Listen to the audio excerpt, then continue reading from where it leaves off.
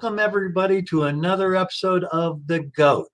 And The GOAT is a show that we try to figure out what it takes to be a GOAT and how to create goats and how to nurture goats and how to be parents of goats and coaches of goats. And because what we're looking for is what does it take to be a GOAT?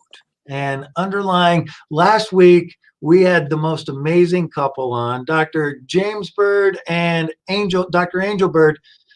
It was amazing. They were parents of an athlete that did amazing things. So we talked to them about from the parents' perspective and what it takes for a parent to be a GOAT. And so what I want to do this week is I'm bringing on a good friend of mine and basketball coach, and I'm going to bring him on and we're going to talk about, from a coach's perspective, what makes a great parent.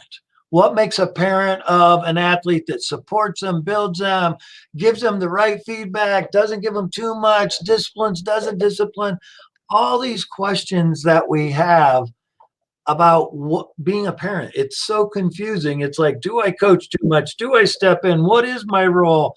Do I tell them after the game what they did? And Chad's also a parent. So we're going to get his perspective on that. And so I'm excited to introduce my good friend, Chad. Chad, tell everybody, I know you are a varsity and junior varsity girls basketball coach at, where is it? Lee Summit? Summit Christian Academy. Summit Christian Academy. Tell everybody a little bit about you and your background, and then we're going to get into some of the questions. Well, thanks for having me, Jeff. I really appreciate that you'd even consider bringing me on a show like this, man. It's a real honor and a privilege to be out here with you, man. So I really appreciate it, first and foremost. Yeah, man, I currently coach here at Summit Christian Academy, and I'm a 6th grade science teacher. And I'm working to finish my master's in education here in May. And so I've got a beautiful wife that is a salon, a hairstylist. And I've got a 12-year-old daughter in 6th grade, a 10-year-old son in 5th grade. They both attend here at Summit Christian, where I teach and coach at. And then we just had another daughter back in November, Lainey, who is about 5 months old. So congratulations. Thank you, sir. I didn't even know that. I know, it's been too long, man. I know. That is awesome. Yeah. Thank you. I'm going to dive right into some of the questions that I have, and the very first question that I want to make sure that I get to is, for you personally with your basketball team over the past year, what kind of challenges did COVID present to you and your team? Yeah, that's a great question, man. It was, you go all the way back to our school. We shut down last year, like March 6th.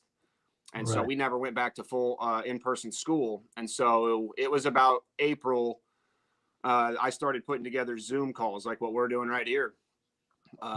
So the challenge was just, one of my philosophies, or I say a lot in my program, is I stole this from Gannon Baker, is winning teams talk and winning teams touch. And so I was talking about how you got to communicate, and we're constantly high-fiving and things like that. And so the touch was really difficult, right? Because that wasn't there. And so we missed that. And so I knew it was important. We lost 5 really tough seniors, 3 who had been huge parts of what I had done since I'd been here. They were sophomores, juniors, and seniors with me. And so it was rebuilding for us. And so the challenge immediately was just how do we get the relationship built? Because that's the most important piece. Right. And then, we get through, and we were blessed and fortunate enough this summer that we got to actually get in the gym every day. And so we built it. We built those relationships over the summer. Right. But yeah, throughout the season, there was, I had to miss 2 weeks. I had to watch a game on my TV, coaching my, watching my own team on the TV. Right. So it was tough. But I think we were really, man, at the end of the day, as tough as it was, we've been pretty lucky. I mean, I got it the first of the year, and for all things considered, with as much as everybody else has probably had to deal with, we've been pretty lucky. So the challenges was just for me the personal connection and the touch that wasn't able to be at the beginning. Exactly. Yeah. Totally understand that. In developing a team, Yeah. a team mentality, it takes connection, it takes relationships, it takes all that kind of stuff. And touch and camaraderie is part of that. Yeah, for sure. It's hard to develop that online. Right. It was. It was. So I want to ask now, I want to get into a little bit about parents. You have worked with a lot of different athletes and you've seen different levels and skill levels, and what I have found in my career is GOAT parents or parents of athletes that tend to be elite or those kinds of things. They tend to do similar types of behaviors, have similar types of, not always the same, but similar types of mentalities as a parent. Yeah. And I want to get your input as far as you're the coach and you're looking at these parents and you're looking at their kids and you can see the good ones, parents, what are they like? Good ones, parents, what are they like? Not so good. And so tell me about that. What's that like? Yeah, that's so exactly how it is, man. You're exactly right. Like it's not a coincidence. Right. It's not a coincidence. Right. They are reflections, just like my team is a reflection of me as their coach. My child is a reflection of me as their dad. Exactly. So the things that I've seen, and just to give a little bit maybe background, just from starting, I played in college. I played college basketball at Sterling NAI school. And then I immediately got into coaching right after I graduated. And so since I was 23, I'm 34 now, I've been coaching. And so I've done it from kindergarten to now high school, been around amateurs, been around a lot of really different people and a lot of parents. And so I do feel like I have a broad perspective of this. Right. And the truth is, Jeff, the parents that back off, that can let their kid play and can release their hands of the ones. And because if they don't, I feel like if you trust me to be the coach, right, then you got to be the parent. Right. And the ones that, it's hard for me. My son's starting to play, my daughter's starting to play. I totally get it because I'm super competitive and I've struggled to not coach from the stands, but I've also learned from some really smart people and good coaches out there that have been like, man, that's not yours to deal with. And so it's that role. Yeah. And knowing that role. And that's what I want you to help explain. And because when I work with parents a lot, it's like, what do I say after the game? Do I say, what do you think you did during, was your performance? Do you rate it? What role do these parents play that's going to give the kids the best opportunity? Yeah. That's a great question. I think it's, nobody knows their kid better than them. And so you got to know how to motivate your kid. But I just feel like I think it also kind of depends on where we're at, in terms of competitive and if you're talking recreational. Right. But I think it's important to identify, is your kid having fun? The things that I've heard, Jeff, that I know are working are when mom and dad stop coaching in the stands. You've probably maybe heard that they're like, you can either be a parent, a coach, or a referee, but you can't be all three. Right. I've heard that many times.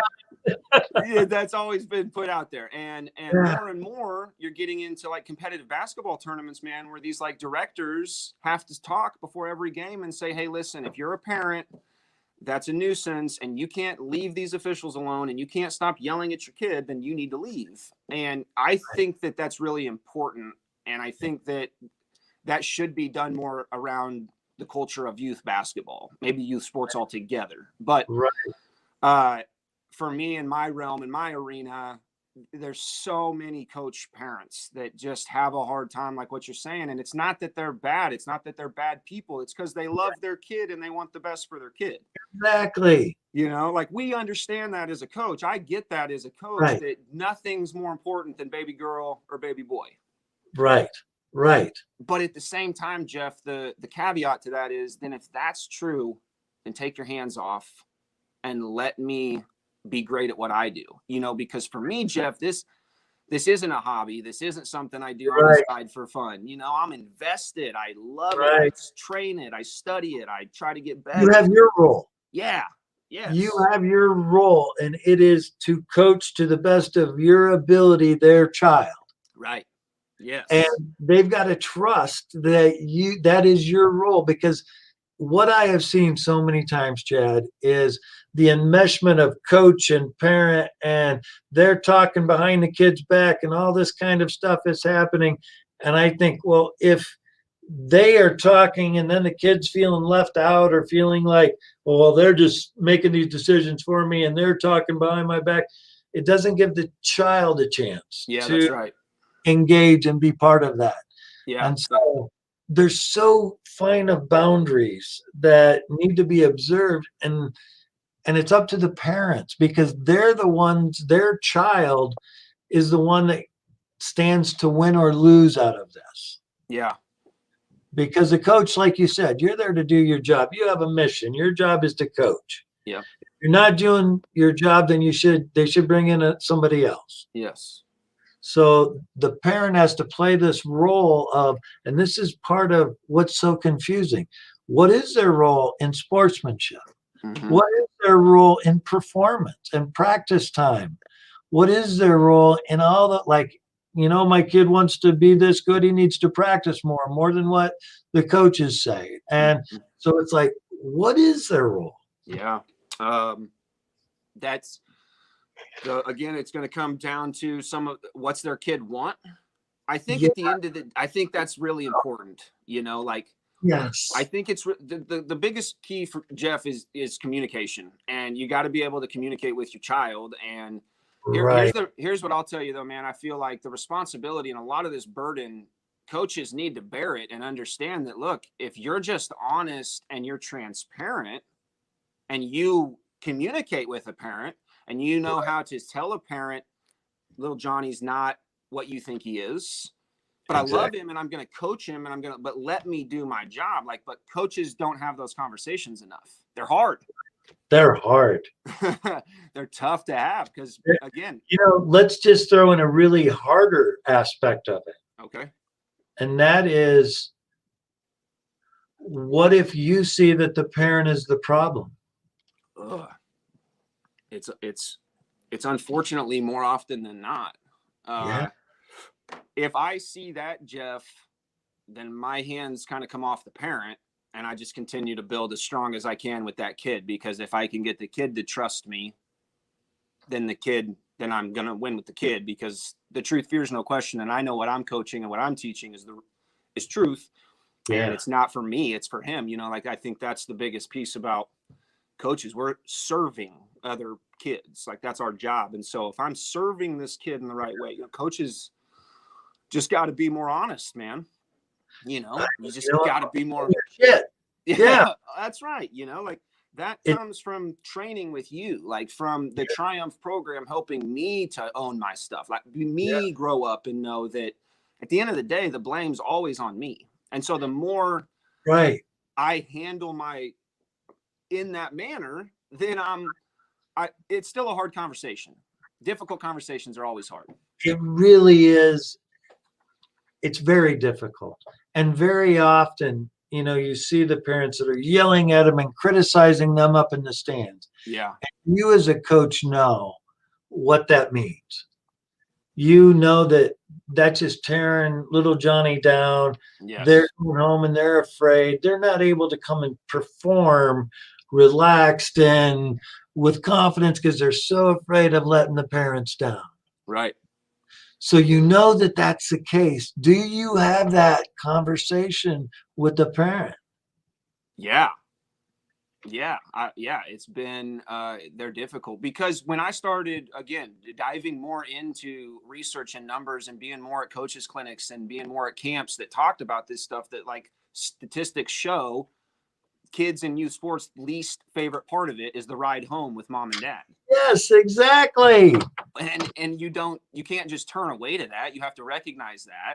Bingo. And so when you see kids, you can see it. You can see when a kid's deflated, right? And when he doesn't, scared to go home. I didn't play well. I mean, I had a kid I played with in high school, Jeff, that we knew, and it's we just knew if he didn't score what he was supposed to, if he didn't do what he was supposed to do. I mean, we're talking like dad would like threaten him with not eating dinner. Right. I mean, it's crazy what, and so obviously, you know, and most parents would be like, well, that's crazy. That's not me. Right. But are you still being crazy? And there's still levels of yeah. am I still adding pressure? And this takes work. And what you said earlier, communication is the key, is the key. Yeah. It takes work talking to your child and opening up and saying, hey, you know, do you feel pressure when I'm there? Yeah. What's it like? Talk to me about that. Yes. And what would you want me to be like in the stands? Mm-hmm. You know, it's like, I know I cheer and sometimes I get too loud. I would, you know, listen to them and say, Mom, Dad, I would just like you to be positive. I would just like you to just cheer about the good stuff and don't yell at the referees and be obnoxious up in the stands, because then the other parents look at you, but then my friends and my coaches see you doing that. And that's not cool for me. It's heavy. It's Oh, so heavy for a kid, you know, like my dad stood up, our high school gym had an upper level, and my dad always stood in the same spot. And if it was bad calls, bad refs, you knew it. And you knew Mr. Freese was up there. right. And I never had to feel like from my dad that I didn't do good enough. But just like that piece of being a parent, like my Yes, dad had my back, was going to do anything for me, but you sound like an idiot. right, And you're right. making it heavy for me, and it's embarrassing for me. And I got to Exactly. wear that. You know, and that's just a piece of the pressure that parents can put on Yeah, their kids without even knowing it, that's without right. even being aware. And so as a coach, having these super difficult conversations, you know, just about, you know, what is living vicariously through your child? Yeah. You know, it seems to me like a lot of you parents, the winning and losing is more about you than it Yes. is your child. Yes. I've seen a lot of that, you know. I've seen a Oh, lot the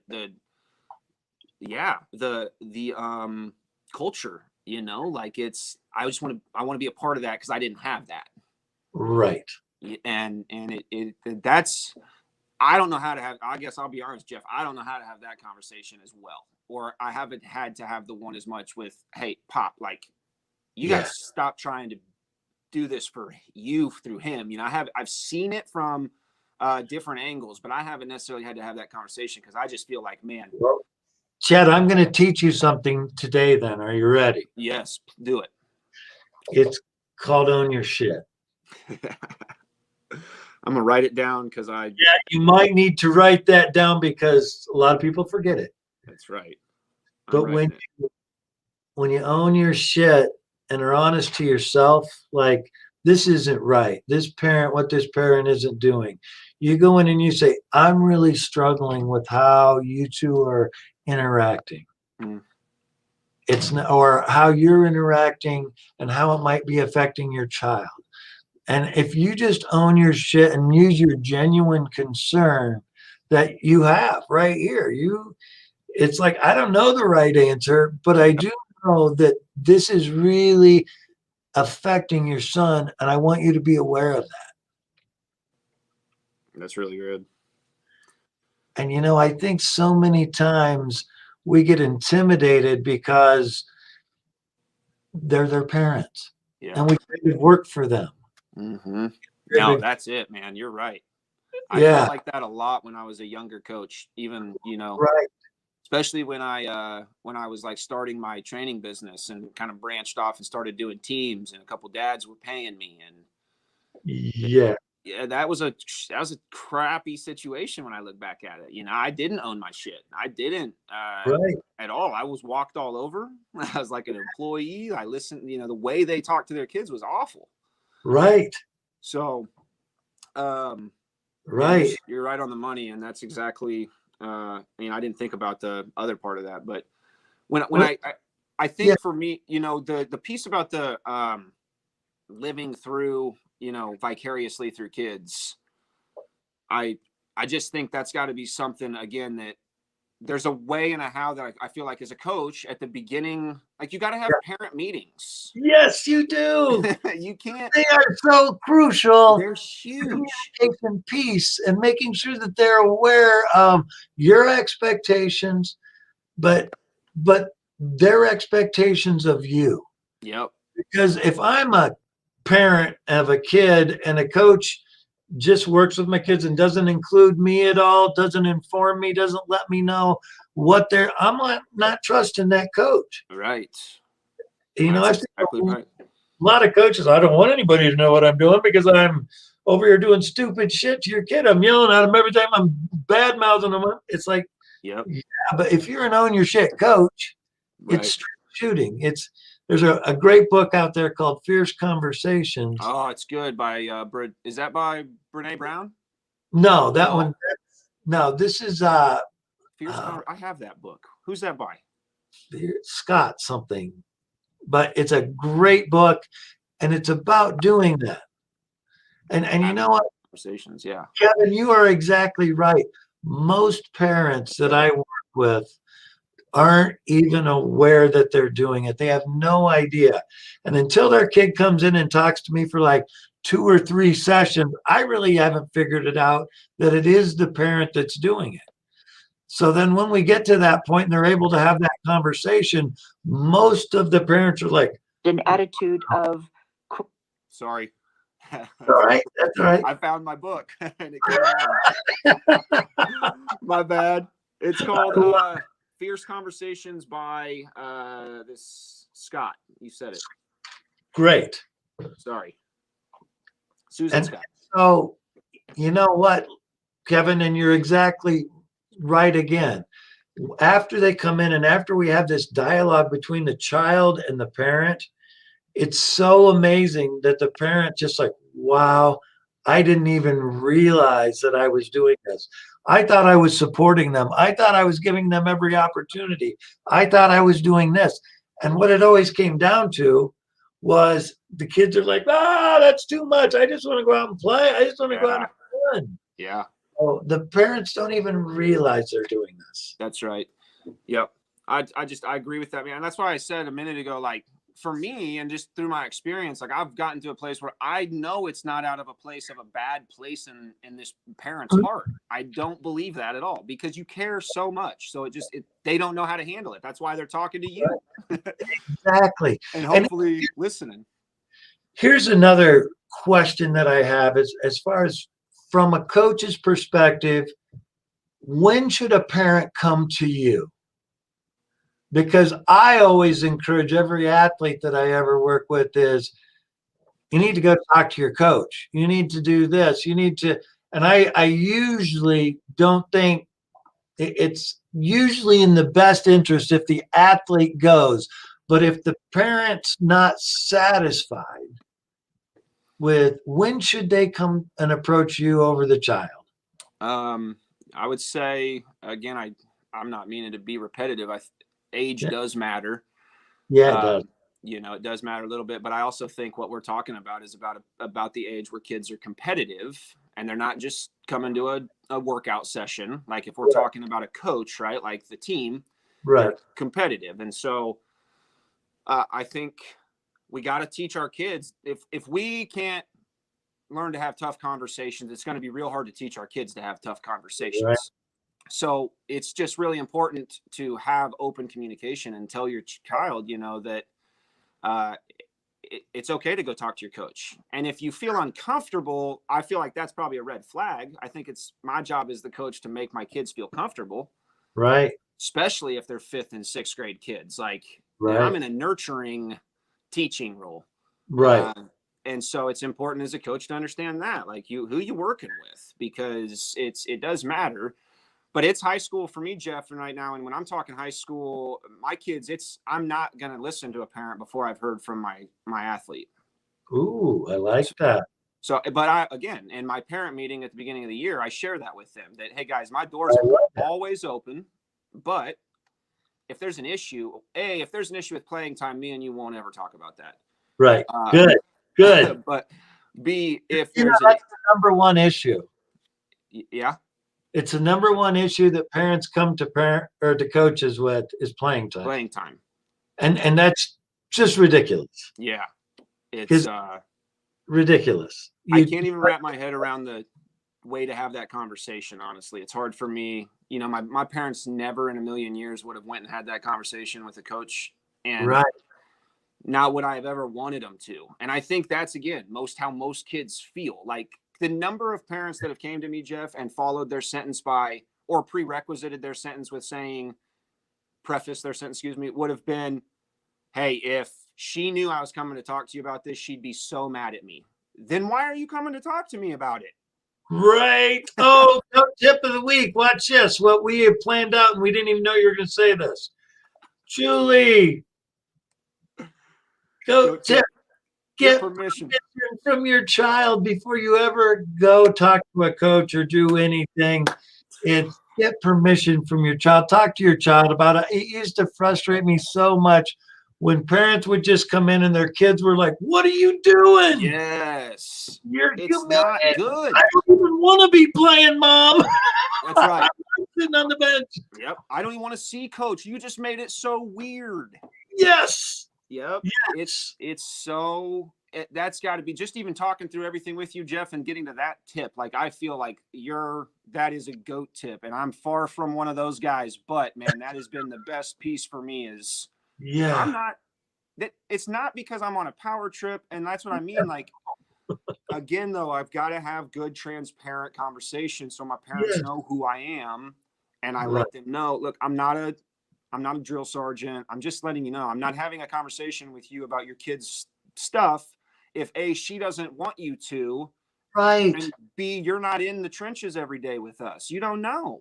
Exactly. So exactly, it's a parallel for, I think, parents to understand. Like, it's so easy for parents because they care, we care, I care, you care so much about our kid that we just can't fathom something bad happening to them. And that's tough. So it's got to be the hardest. What you got to remember is there are bad coaches out there. Yep. And if they're abusing my child, and I've seen this many times where, especially there's certain sports, but gymnastics kind of rings a bell for me. Yeah.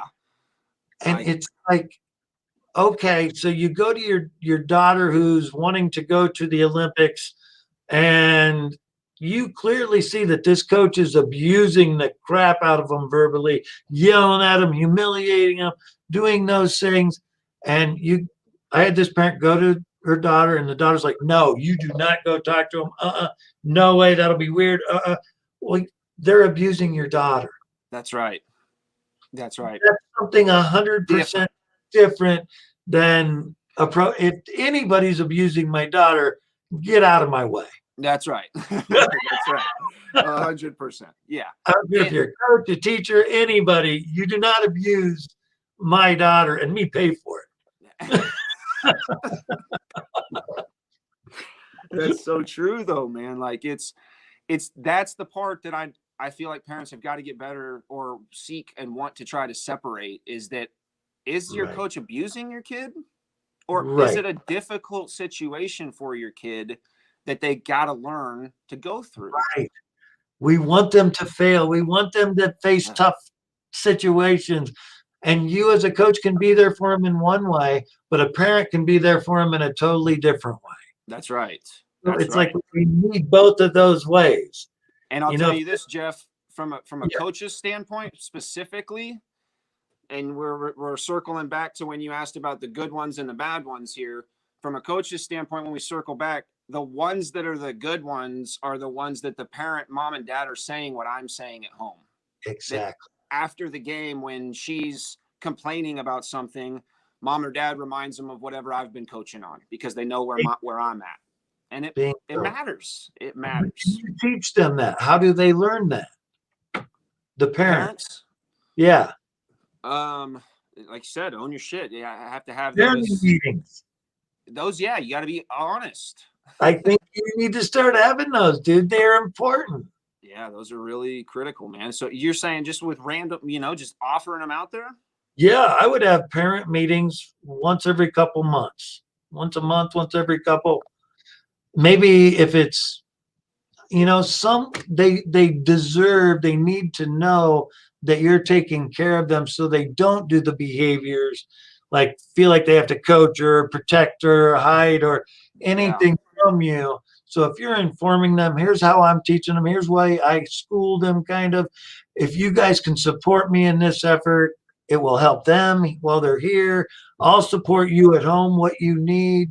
It's like getting them on your side is so valuable for the kids. Yeah, it really is, man. It's so critical. And yeah, the parent me, you're right. I mean, I didn't really think about, but that's when I've had great success with my parents at Summit Christian since I've been here. Right.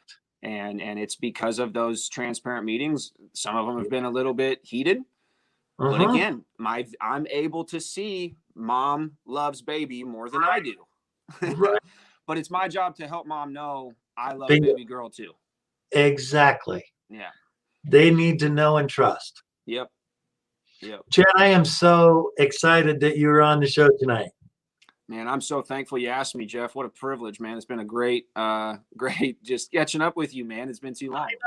I know. I love you. And thank you, everybody, for watching. And we're going to be on again next week at 7:30 on Thursday with another guest. And we're going to start or continue to own our shit. Thanks, Chad. Thanks, Jeff. Have a great night, brother. Bye, folks.